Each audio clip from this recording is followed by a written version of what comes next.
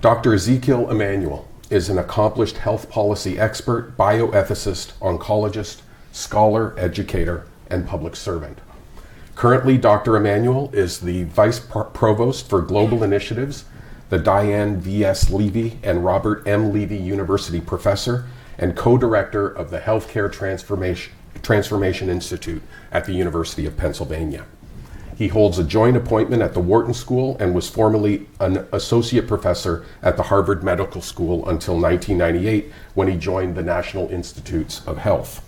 After completing his internship and residency in internal medicine at Boston's Beth Israel Hospital and his oncology fellowship at the Dana-Farber Cancer Institute, he joined the faculty at the Dana-Farber Cancer Institute. Over the years, Dr. Emanuel has served as a visiting professor at UCLA, the University of Pittsburgh School of Medicine, the New York University Law School, the Brin Professor at Johns Hopkins Medical School, and the Kovitz Professor at Stanford Medical School.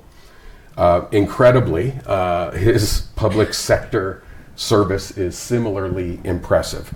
He held the position of Chief of the Department of Bioethics at the Clinical Center of the National Institutes of Health. He went on to serve on President Clinton's Healthcare Task Force, the National Bioethics Advisory Commission, and the Bioethics Panel of the Pan American Healthcare Organization. Dr. Emanuel helped craft the Affordable Care Act as an advisor to the Obama administration.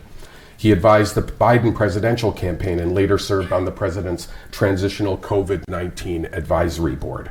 As a scholar, Dr. Emanuel has published more than 300 articles on healthcare reform, research ethics, and end-of-life care, and he's authored 15 books, earning him a reputation as the most widely cited bioethicist in history. Dr. Emanuel earned his MD from Harvard Medical School and his PhD in political philosophy from Harvard University, and he also earned an MSc in biochemistry at Exeter College, Oxford, and a BA in chemistry from Amherst College.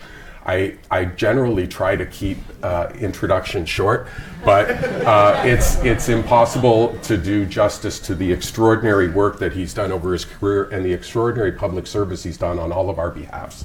So please join me in welcoming Dr. Ezekiel Emanuel.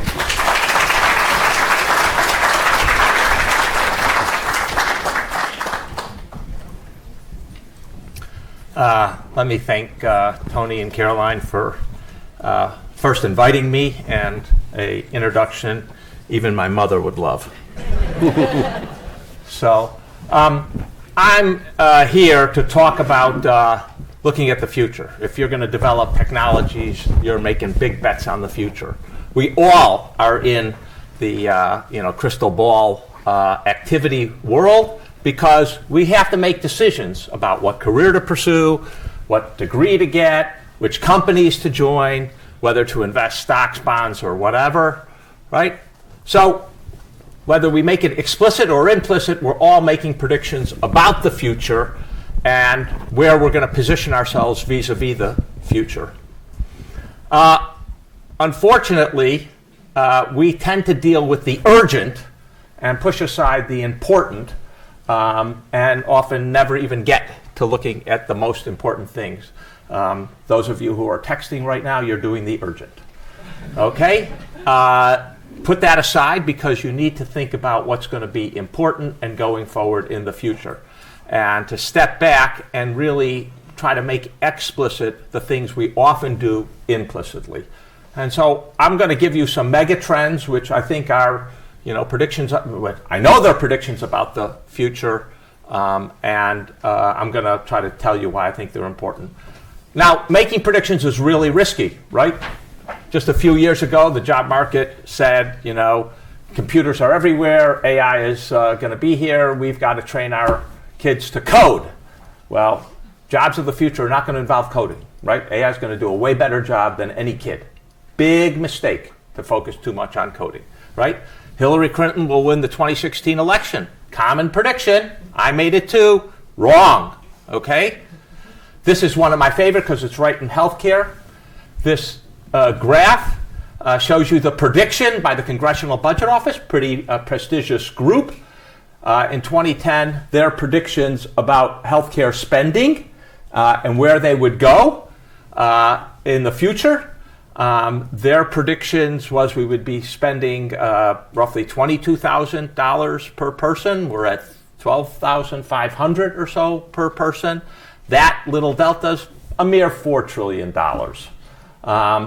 And not only the CBO, they didn't figure out why we would be spending less over time, but the New York Times, when they ran an article about this graph, said, well, no one knows why the spending hasn't gone up through the roof. I beg to differ. In 2014, after I left the Obama administration, I made a series of predictions in my book, Reinventing American Healthcare. And unlike every economist you know, I'm actually going to grade myself on the accuracy of my predictions, right? You've never seen an economist grade themselves on the accuracy of their predictions. So I made 6 major predictions. The first one was end of healthcare inflation. That's what this graph says, okay? We have not grown our healthcare spending as a proportion of GDP over 18%. It has stayed under 18%, except one year, 2020, the pandemic. But that's a 14-year, 13-year run. We've never in history had that kind of, certainly since 1965 in Medicare, had that kind of flat. And I predicted that, okay? VIP care for the chronically and mentally ill. We're now all focused on chronic and mental health and trying to get people the right attention and recognizing that we have to really focus on them if we want to control costs and improve quality. The emergence of digital medicine and the closure of hospitals, hard to argue I haven't been exactly right on that. The inaccurate ones, end of employer-sponsored insurance. I thought that the exchanges would work very well and that employers would want to put their workers in the exchanges. As a matter of fact, on the day after passage of the Affordable Care Act, my brother, my LA brother, Ariel, called me up and said, all right, I'm going to cancel my health insurance and I'm going to put everyone in the exchange. I said, whoa. I think that'll probably be the right choice, but don't rush in. You got to see how the exchanges work. Fortunately, he didn't rush in. There are lots of reasons why the employer-sponsored insurance persists. None of them are good reasons, but we could talk about that. And then I predicted the transformation of medical education because of the transformation of medicine. Medical education would go. The great health economist, late health economist, Victor Fuchs, who's a very good friend and collaborator of mine, said, you've got it wrong. The slowest evolving organism in the universe are medical schools, right? They will not change until they're going out of business. He turned out to be right, and I turned out to be wrong. And then I put in this category partially accurate. I said we're going to have the end of insurance companies. I published this in the New York Times and several other places because we're going to have the Kaiserification of American healthcare, where the payer and providers are going to go together. And in 2014, when I made this prediction, who was better positioned, who had a higher public salience, a favorable rating? I said, it's hospitals, not insurers, and hospitals could dominate the insurers every time they go head-to-head. The problem with that prediction is I failed to recognize that the CEOs of most hospitals were brain dead at that time, right? They just wanted to play the same playbook over and over, whereas the CEOs of insurance companies, I think, read the thinking I had, and even if they didn't think I was totally right, they realized that they were going to be displaced, that you had to get closer to the patient and the management of care if you wanted to stay in business, and hence Optum bought all the primary care doctors, and now we have this proliferation of the insurers moving in. That's why I say it's partially accurate. The actor I thought would take the action, hospitals did not take the action, but the insurance companies recognized the threat and did take the action forward. So I would say, 4 out of 6, not bad, right? Still a C. So let's look at the future. And here are the megatrends that I've published. Category 1 is payment reform. We're having more merging of payer and providers, and therefore that's going to accelerate. We're going to have more amplification of value-based payment. We'll talk a little bit about that because no matter who you are as an entrepreneur, you have to think about how you're going to get paid for the new tech you're going to invent, right? So critical how value-based payment is going to play out.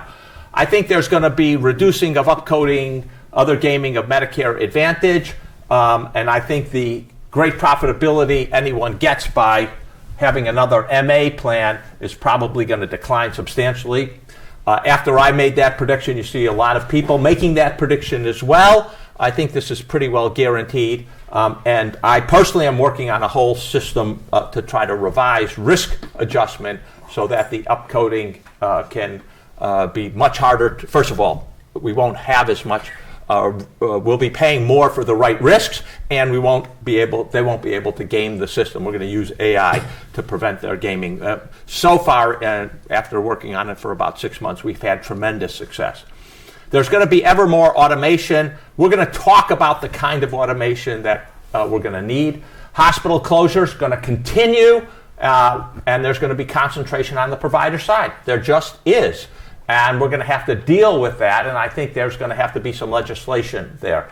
I think, everyone talks about RPM, remote patient monitoring. That is an idiotic idea, right? That's a tech idea. We're going to monitor them. We're going to get the data. Medicine is not about just getting the data. You got to do something with the data. That's where medicine comes in. That's what the tech companies forget too often. And so I think we're going to see a big transformation because people like you are going to realize, we need remote patient management.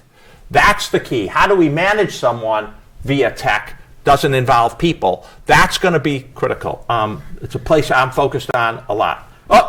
Expansion of comprehensive primary care. I'll argue when I talk about value-based payment why that's going to just keep accelerating. We already got a lot of successful companies in this space, and it's only going forward. Mental health parity. We clearly got a mental health crisis. We're going to be pushing much more in that area, and I think paying more for it because it has huge savings down the line. Improved maternity care. Now, the next two are more aspirational. They're what I want to happen. I recognize they're less megatrends, but I'm trying to put them out there so that they take on a life of their own. We are just the worst developed country when it comes to maternity care and infant mortality. Just look at the data and it will turn your stomach.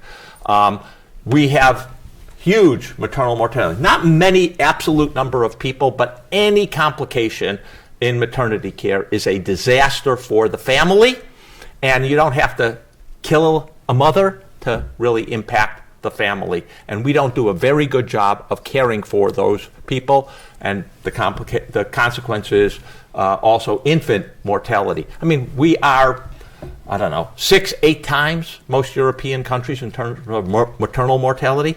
There is good news. We know what to do. How do I know that? California.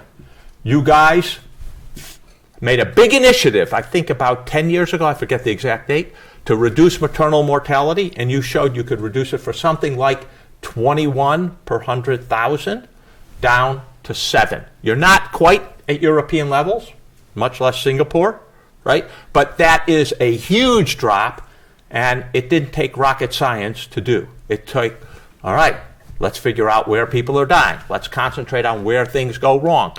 You have a whole toolkit in this state, and all we would need is for every state to adopt it and for the OB-GYNs to get on board. Finally, enhancing critical non-healthcare services. We see this happening to some degree. MA plans can now provide, food, the phrase food as medicine, everywhere, even though we've known how important food is to healthcare for, call it 3,000 years. We're just getting on board in America. These, I think, will go to some of the issues that Tony mentioned as critical problems for why we're doing so bad in healthcare. I could go on and on about things I think we should do. Let's talk about payment reform, because no matter who you are in the tech space, you have to care about how you're going to get paid and how doctors and providers are going to be paid. We have contradictory reports about that. Sorry. Where did I go? This graph. All right? As I told you, CBO failed to say this, and the New York Times says no one knows why it is. And what's interesting is that the CBO, when they looked at the Medicare Medicaid Innovation Center, of which I am proud to have at least played a part in putting together, they said, it didn't save any money. And as a matter of fact, it probably cost us $5.4 billion over 10 years in higher costs. But how can we have not made a lot of money there and remained at 18% of GDP in healthcare? Doesn't seem consistent. I argue that the answer has been value-based payment. I put that out in Stat News. We can make that. Here's the various types of payment you might have. Category 1, fee-for-service. Category 4, population-based payments. 3B is alternative payment models with a downside risk and shared savings for doctors. 3B and 4 are where we need to be going to, and, by the way, where we will be going to. Here's the share of each market that is in that space. You can see how piss poor commercial markets are. They have under 14% in alternative payment models 3B and 4, whereas Medicare Advantage, traditional Medicare, are much further ahead. And by the way, Medicare is committed that by 2030, they're going to have 100%. Now, they may not make it, but they're pushing in the right direction. And here you can see what the categorization are. 4 is only 7% of total payments, so that's big downside risk. Category 3 is 33%, but only a very small fraction of that is in, not a very small, a smaller fraction of that is in 3B with the downside risk to the providers. That means, if you can do the math in your head, right, 40% of payments are you might call them value-based payments. 60% remain fee-for-service. It is hard to move the needle in the healthcare system where 60% of the payments are still, you get paid more to do more. These are the two big alternative payment models, bundled payment and shared savings. Bundled payment, that's for procedures, right? The big success is in orthopedics and other surgical procedures. Shared savings for primary care. The comprehensive joint replacement, it's an episode of care, begins with the hospital admission for a joint replacement, goes 90 days out to ensure quality of care, covers all the services going in. Hospitals are also responsible for the post-acute care. And the comprehensive joint replacement model, which I worked very hard to get and make mandatory, oversampled high-cost areas like Miami and New York. And you can see this is the one-year evaluation, but basically this 2% down, well, you can't really see it. Down here, this is about 2% savings. This 2% savings was barely not statistically significant. And after 3 years, it was statistically significant. So we have had 2% savings using the bundles. And here's the thing that the government never looks at. There has been a very substantial spillover effect established by very rigorous economists at Stanford and at MIT. If you look at the adjacent patients, Medicare Advantage patients who are not in the bundle, commercial patients who are not in the bundle, they save too. So what this bundle payment did is to change the entire way of care that the orthopedists do and to make them, they don't discriminate among patients, they just do the same. So we induced a change in the standard operating procedure. I have argued for a long time we ought to generalize this and just institutionalize it and go big. Try spine surgery. That's a great place because it's, filled with, can I use Jewish terms here? Ganefs, thieves. Each one of those screws, that you can get at the hardware store for not very much money, right? Hundreds, if not thousands of dollars. Doing multiple levels when you shouldn't necessarily have to be doing them. We should be doing a lot more of the surgeries on bundled payments. Shared savings program. So the one thing I would say here is I think this is going to be proven out. I think it's going to be generalized when we come to the end of the comprehensive joint repair. And I think we're going to be doing a lot more in related areas. Medical shared savings is on the medical side, primary care side. You can see that for the last few years we've had relatively flat, but we have over 10 million Medicare beneficiaries in the fee-for-service side. That's about a third of the entire program in there. We've got nearly 500 ACOs participating in there. And they're making money, which means they're saving money. The best performers are able to save 10% of costs or more for Medicare. Well, for the whole overall program, they obviously get net savings. I've talked to my good friend Farzad at Aledade, and they're routinely getting 10% now in savings. It takes some time to learn how to do that, but again, it's not rocket science, and it is something to be done. Consistently, this is the savings over time. You can see that the blue is the gross savings, the green is the net savings to Medicare, and after payments for incentives are paid out. One of the things we also don't see in these net savings is what hospitals do to actually make more money for themselves when they participate in these kinds of programs. This is the most important slide about this alternative payment. Low revenue ACOs actually had more savings. The ones that were already efficient were becoming even more efficient. Second bullet, ACOs with more than 75% primary care clinicians, so they were really focused on primary care, they saw double the average savings. That tells you that this shift to comprehensive primary care is really, really important cost savings. Think about how your technology is going to make life better for the primary care doctor, because they're going to be the people who are going to be really empowered here in the future. Medicare is trying to adjust the program so that we get more rural, more lower income people by expanding to federally qualified health plans and to rural health clinics, especially because the decrease in rural hospitals is going to have a big effect on access, and we're going to require more of the primary care doctors. This is a very important way of thinking about the future and thinking about how your tech is going to fit into this dynamic. My recommendation, and I think what's going to happen, is we're going to rapidly expand the Medicare Shared Savings Program and flip going from 40% value-based payment to 60-70% value-based payment over the next 3 to 4 years. And by 2030, they want to be at 100%. And I think that's important. The other thing I hope, and at this point it can only be a hope, that the Medicare reaches out to the private side and really pushes to have a very similar program on the private side so that doctors can respond to both public and private incentives in the same way and not be driven crazy by having two different incentives that don't line up well. I'm involved with Clarify. Right? They bought a company I created. I'm just being straightforward.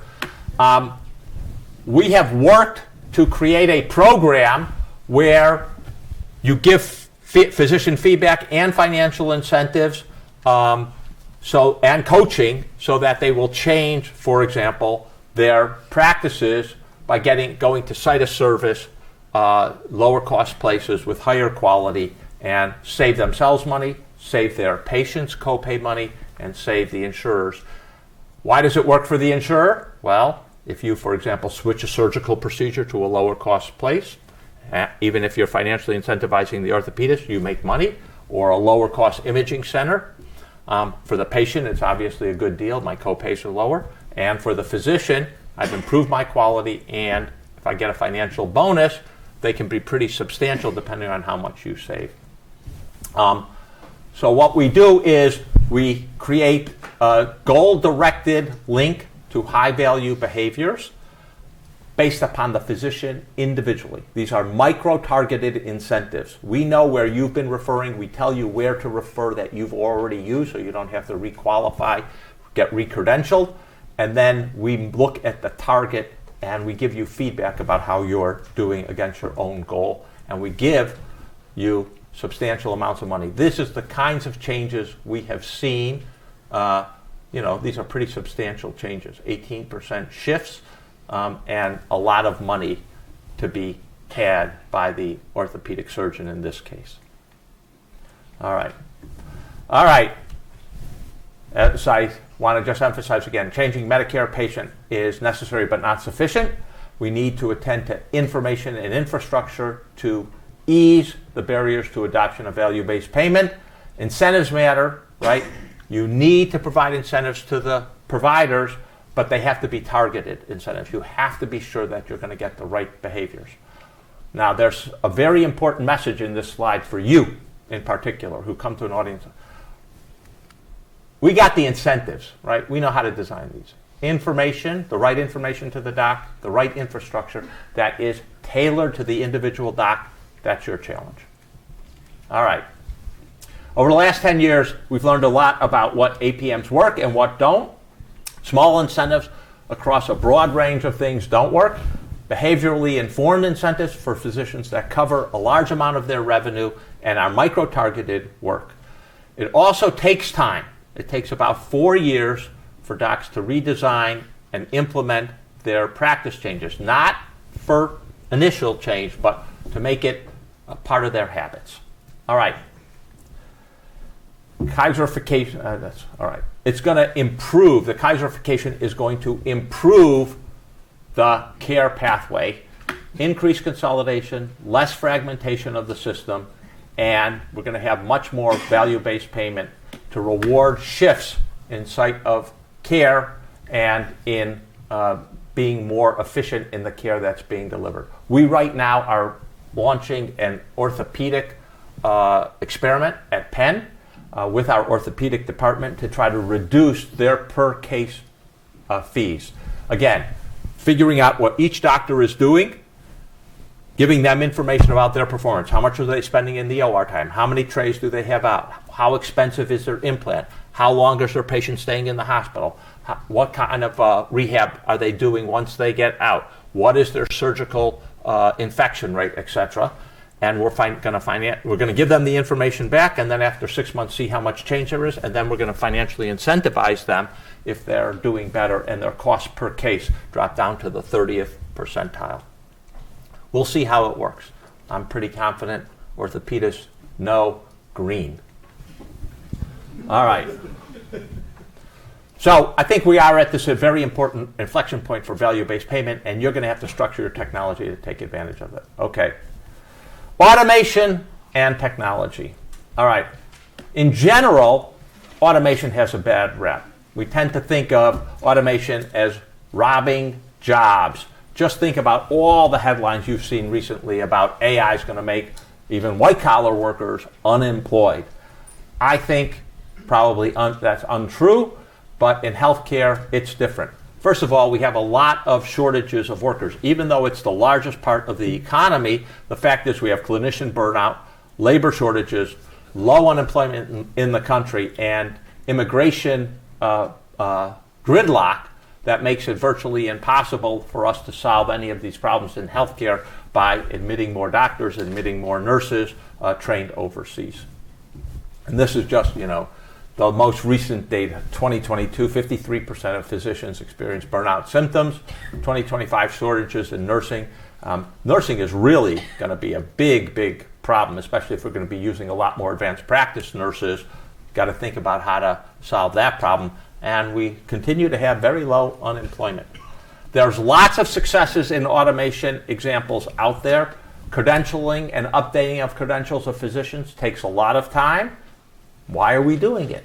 Patient appointment, referrals, and scheduling, we still don't have that smoothly done. Patient check-in.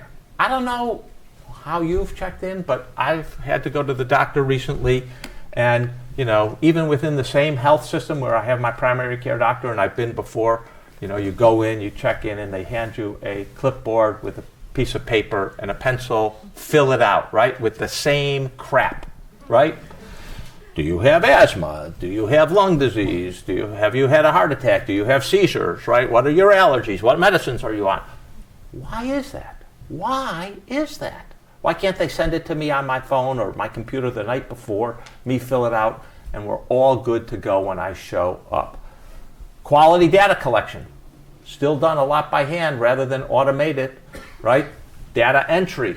I don't know about the UCLA Comprehensive Cancer Center, but at Penn, we are 2 years behind in providing our data on patients to the NCI because we don't have enough qualified people going through the charts to manually fill in all the charts.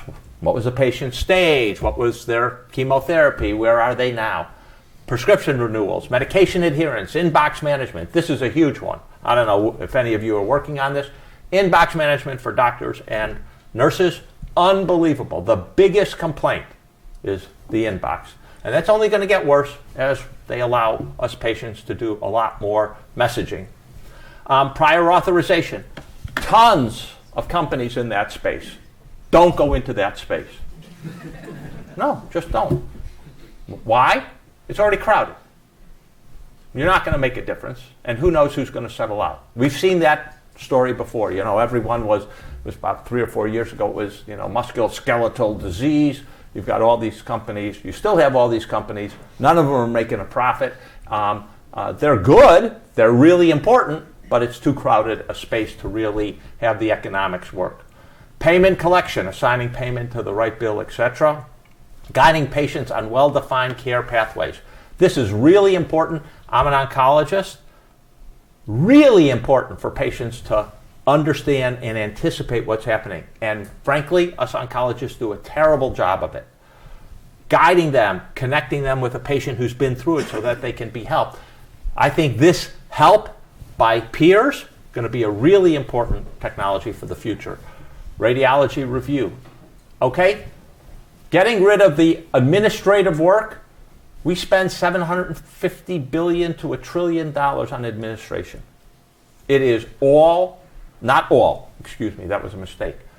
2/3 of it's a waste. Okay? We do have to spend on administration. We do have to collect quality data and things like that.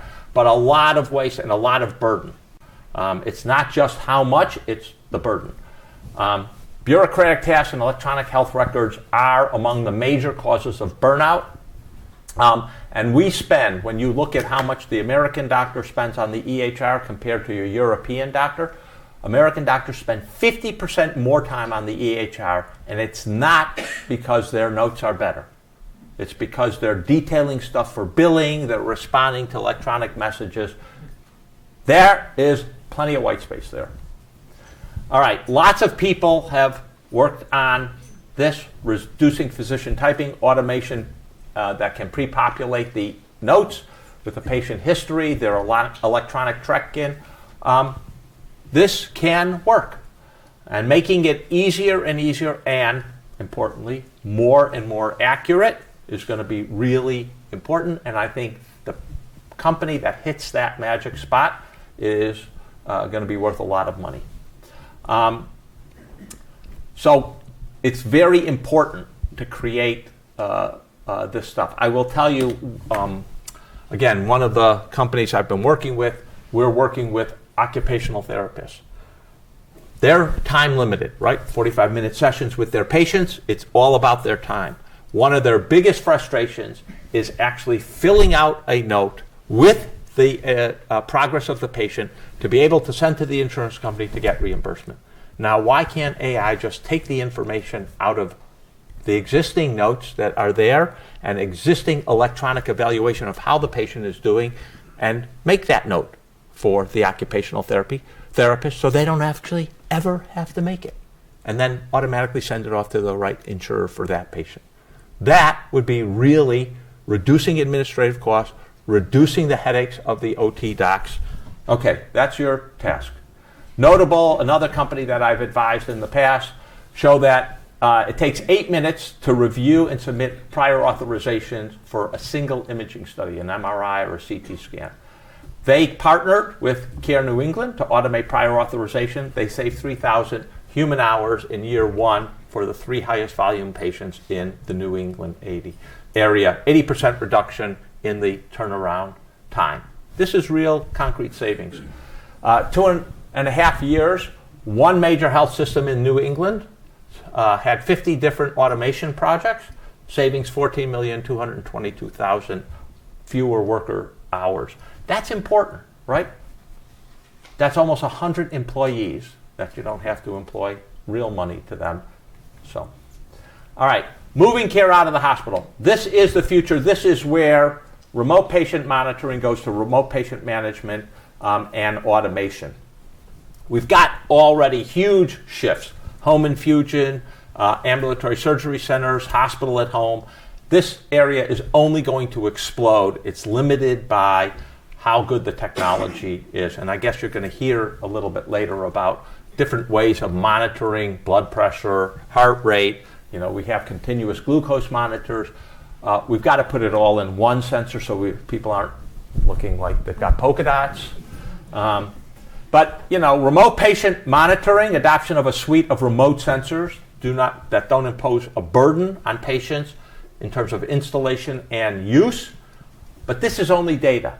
And I can't emphasize enough, data is not the critical element. Of course, it's important in healthcare, but if all you have is data, you will not save a nickel. You need to have an effector arm. What do you do in response to that data?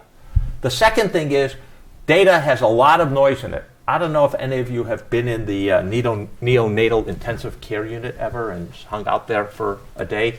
My first grandchild was in the neonatal intensive care unit in Boston for 132 days. And if you sit there, yes, he was born at 25 weeks. He's perfectly normal. If you sit there, what do you see? Beep, beep. Literally every 3 minutes there's a beep. He's got 10 machines he's hooked up to, right? Beep fatigue. People stop responding. First of all, I often wonder, why is it beeping in his room? He can't do anything about it, and neither can I. No, really, it's a big problem because it disrupts his sleep, right? Really stupid arrangement. You got 10 different beeps. That's also stupid, right? But it also means the nurses stop responding. You need to have AI interface here that figures out which are the important beeps and gets rid of, I don't know what the signal to noise proper ratio is in different sites, but that's going to be critical. Again, big white space. No one's done this, but we've got to do it. And then we need interventions. And this is the critical step. What can you do remotely? It doesn't necessarily involve people or involves people at the right level. A medical assistant for some things. The nurse practitioner may be coming into the office for the most serious things. This continuum is going to be the holy grail for the company that gets it right. It's not an if. There is going to be a company that gets this right. And probably different companies for different serious types of problems. That's going to be the holy grail. Here's what we did at Penn during COVID, induced by COVID, right? You can see that line, COVID, right? This is chemo at home. Now, when I trained as an oncologist in 1990, you told me we were going to do chemo at home. I would have said, we have a bed for you. It's at the McLean Psychiatric Facility, right? There's no way. We were bringing in patients for overnight stay, hydrate them, give them antiemetics, blah, blah, blah, watch them after the chemo. We're not doing it at home. And these are not, some of these are easy. They're not really problematic in terms of the side effects, etc. But leuprolide, that's not serious chemo, right? But some of them are serious chemo with real nausea and vomiting, right? Done at home. The problem is to get the right reimbursement. This is where value-based payment, if we can figure out how to do it for specialists, is going to be really, really critical to empower these kind of changes. Feel Better is a company, another company I work with. It's an Israeli company with the guys coming out of the Israeli Defense Force 8200 group. And basically, it's looking at one of our biggest problems, which is polypharmacy for polychronic patients. 60% of Medicare population has polypharmacy. 20 to 30% of the hospitalizations involve suboptimal medical regime. Either two medicines that old people shouldn't get, or medicines that they shouldn't be given together, or suboptimal doses. They basically scan all the patients, figure out who's at high risk for hospitalization in the next 3 months. They've scraped the internet to figure out what are the guidelines saying about the right arrangement of these kind of drugs, and feed it to a pharmacist who talks with the primary care team. This is a space that's worth, it says here, $500 billion. Just reducing it, a little bit, 20%, that's real money. So they take the data on the patients, their medications, their past medical history, their past hospitalizations. They have an algorithm, and as I said, they feed that the right treatment. They identify the highest risk 5% of patients. They feed that into the pharmacist to work with the primary care doctor to change that And the ROI is about $7 to 1 in 3 months. You're not waiting 3 years to get that back. You're looking forward only 3 months. Okay. We have a serious problem in systems. And again, as you think about your companies, you're going to have to think about the pace of adoption, the pace of sales to private providers. They are not, let's get it done tomorrow kind of people. Got to go through committees. How long does it take? One of the biggest sticking blocks is the EHR and IT, right? Every place I've gone, the IT department has 6, 9, 12-month waiting list of projects that they want to do. They don't have enough people. So you have to figure out how to simplify the adoption of a tech, especially if it involves IT, to get there. So the biggest barrier, the bottom line here is the biggest barrier is often the IT integration because they have big backlogs, especially at big health systems. And that you have to keep in mind. The other is the sales cycle. Okay? All right. That's the end. Thank you very much.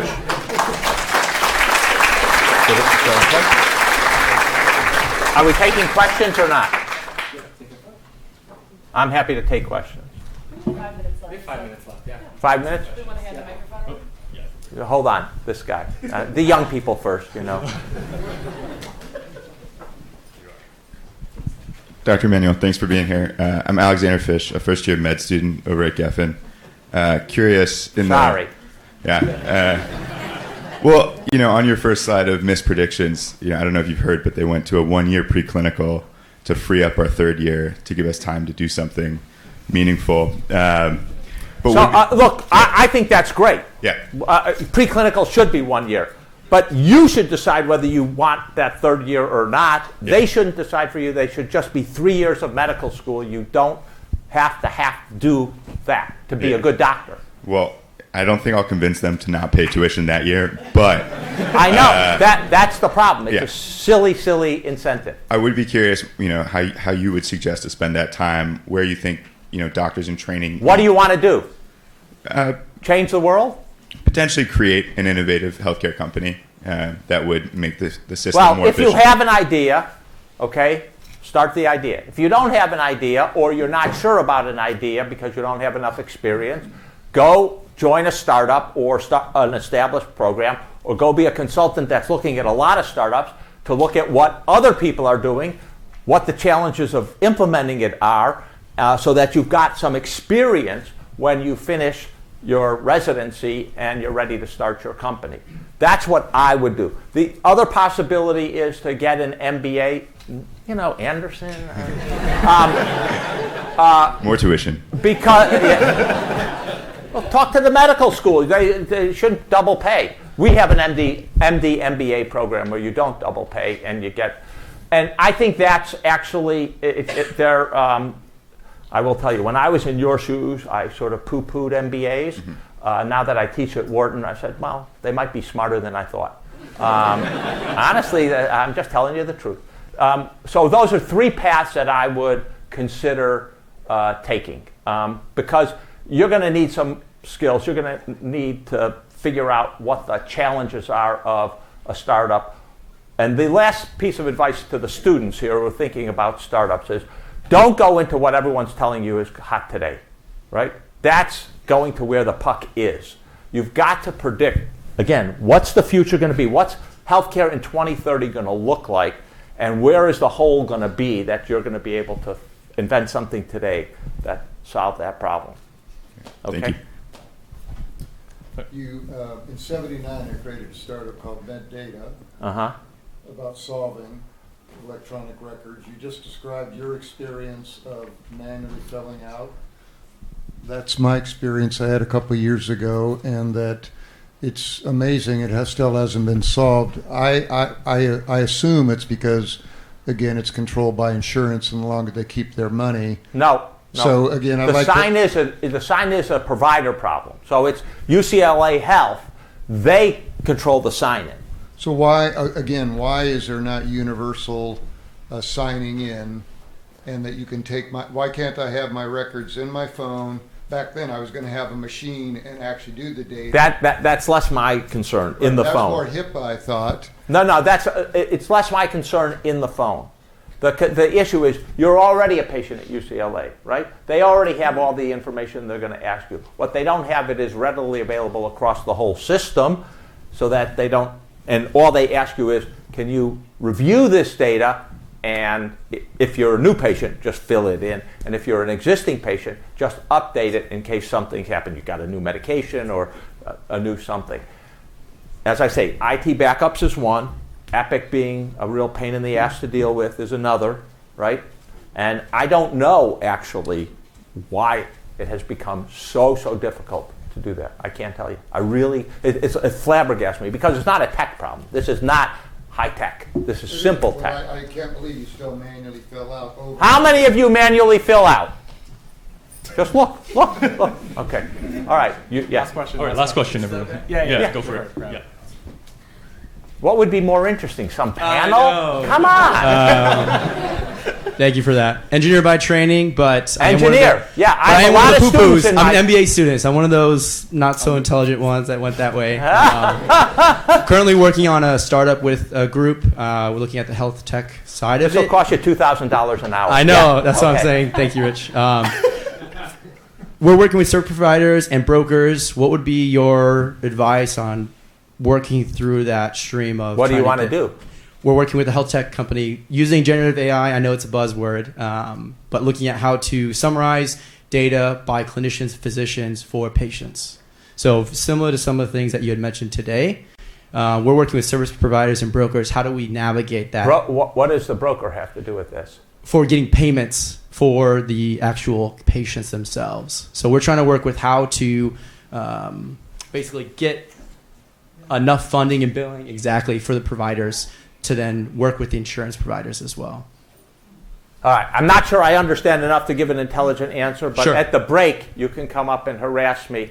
No, I appreciate that. Because I'm not sure what your unique tech is here that is going to make the world better. Usually brokers are a problem, not a solution to anything. Okay. All right. Thanks. Take a quick photo here.